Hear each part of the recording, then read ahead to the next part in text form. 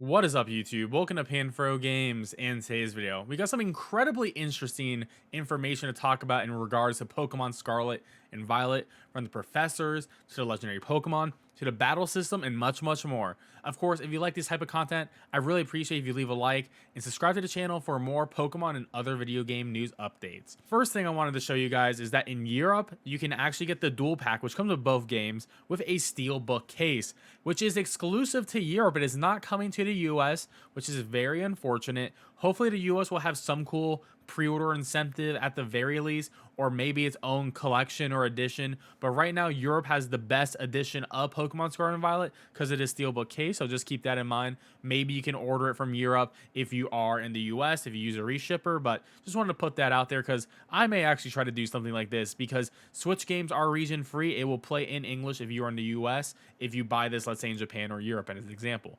Now, going into the battle system. So I want to talk about some interesting tidbits about the battle system in the open world of Pokemon Scarlet and Violet that you may have not realized in the trailer originally. So yes, wild Pokemon are on the field and we can sneak up on them and engage in combat. It didn't look like it was like Legends of Arceus where we can walk up and throw a Pokeball and catch them outside of battle. It seems like you're always going to have to actually battle them. However, because the Pokemon are always going to be on the field, I'm going to assume here, like Legends of Arceus, that a shiny Pokemon can be noticeable on the overworld, which would be phenomenal for shiny hunting. If you've played Legends of Arceus, you know that shiny hunting is incredibly easy in that game because you can just reload a map, explore the map, hear the shiny noise, see the shiny Pokemon, and just go into a battle or just catch it. Hopefully something similar will happen in Scarlet and Violet. That will be a major mechanical seller for me. Like, I will be so hyped. I'll be shiny hunting so much on the YouTube or Twitch streams because of that. So that would be completely awesome, and I really hope that is true. But it is cool that battles are pretty seamless. So you go into, you encounter a Pokemon and then the battle just begins on the overworld. It's not like, oh, you're gonna fight in like a mysterious zone that doesn't really make any sense. So I do think it's pretty seamless from overworld to battle. That's pretty cool overall. So here we have an actual Pokemon battle, and you can see how far the trainers are from the respective Pokemon. And this sort of gives me the same vibe that like in Legends of Arceus, where the trainer was able to run around and like see the battle from different points of views.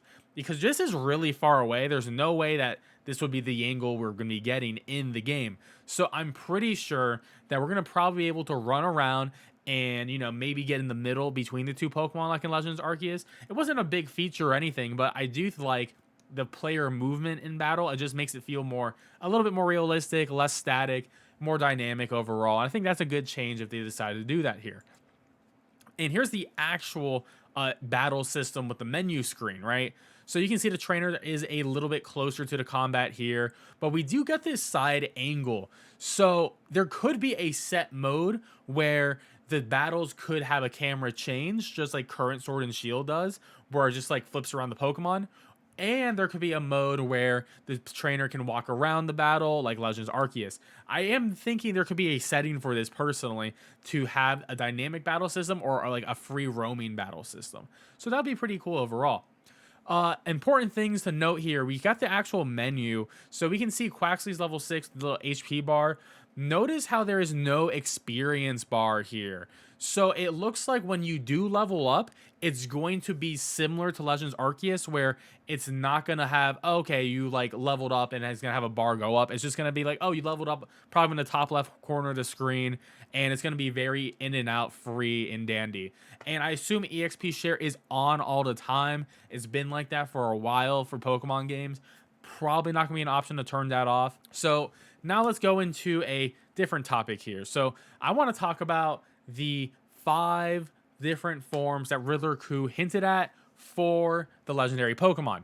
And we already know one form, the base form, the box form, right? So we got Violet's and we got Scarlet's form here, right? So this is the legendary. This is one form, right? This is what we see. But the 4 other forms, and we know they're motorcycles, right? One is going to become a motorcycle. But I think all of this is hinted at on these symbols right here. So this is what I'm thinking personally, and I think this is going to be mostly correct. Bottom left hand corner is probably going to be the regular bike. I think this is going to be the regular bike symbol. I think we're going to get this one first. I also am 50-50 on if the legendary Pokemon will be there the entire game or we'll have a ride Pokemon that will replace them eventually. We shall see. This bottom right hand corner definitely looks more like a tidal wave, a water bike essentially, right? So this is probably going to be Surf. And then this one to me sort of speaks to me like wind, like you're going to be flying. So maybe like a jet bike, a flying bike, sort of like a hover bike maybe. And this last one looks like time to me, like stopping time, which I don't really know what this one could be, but it sort of get this hourglass figure from it. So I'm sort of thinking stopping time would be the main theme of this circle, which we don't really know what that means. But if we're talking about the past and the future, the thing that is different is either the present or just stopping time in general. And maybe the legendary Pokemon have a final form, see in this climax of the story. Maybe it has to do with something with the third legendary. I think that'd be very interesting to see. Now, talking about the professors here. So everyone's memeing the professors. You've probably seen it. You know, everybody's saying like the Unga Bunga girl, and you know, he's like the Giga Chad professor. And everyone's like, wow, you know, they have OnlyFans and stuff like that. A lot of memes about this stuff, right? But there is some theories I do have on the professors.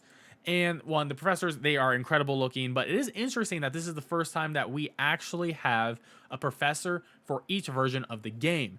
And that would be pretty weird if they didn't use both character models in one game. So I think the version you pick, that will be your main professor, but the other professor will still be there. And I do want to mention that supposedly this game is taking place in a school-like setting. I mean, the character outfits are very like, okay, they're at a boarding school or something like that.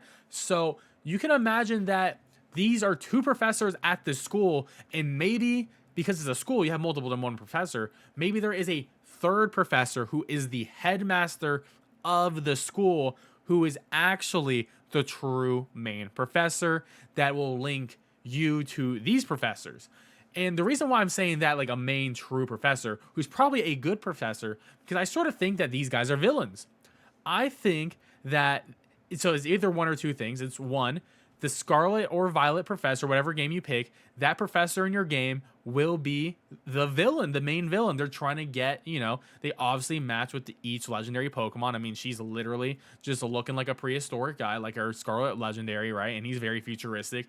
So what if they're trying to get you to find the legendary for them, and then they end up fighting you for it? Or maybe you have to fight the other professor because, you know, if you're doing in Scarlet, you're doing ancestral stuff. You're going in the past or whatever that story will detail. And the guy from the future is like, no, we got to do the future stuff. And you have to fight him in order to get your legendary. And maybe he has the Violet legendary. So we'll have to see. There's a lot to think about. And of course, we can't forget about Nimona, who is like your rival and mentor type of character. I think she's going to be really like Bianca from Black and White and Black and White 2, how she's going to evolve into her own professor. And I truly think she's going to become a professor at some point, because looking at the current professors, both of their names have nothing to do with trees or plants like every other professor in past Pokemon games.